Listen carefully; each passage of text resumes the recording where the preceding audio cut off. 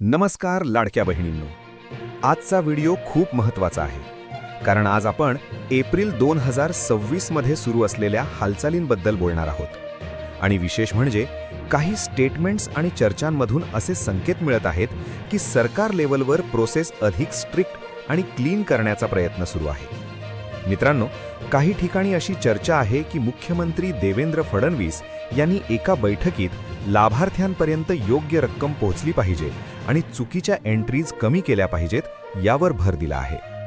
आता लक्षात ठेवा, ही मोठी घोषणा नसली तरी हा डिरेक्शन खूप महत्त्वाचा आहे. म्हणजे काय?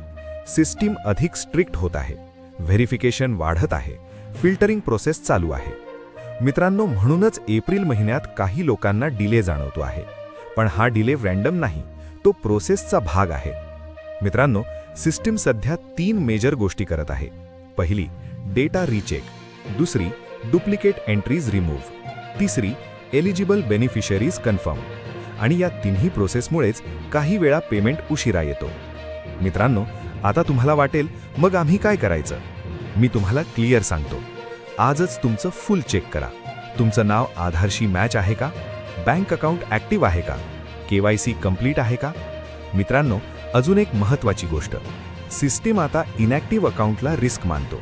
जर तुमचं अकाउंट वापरात नसेल तर पेमेंट होल्ड होऊ शकतो. म्हणून आजच एक छोटा ट्रान्झॅक्शन करा. मित्रांनो, एप्रिल महिना हा डिसिजन मंथ आहे. या महिन्यात जे करेक्ट राहतील ते पुढच्या सायकलमध्ये फास्ट जातील आणि जे इग्नोर करतील ते वेटमध्ये जातील. मित्रांनो, हा गेम सिंपल आहे.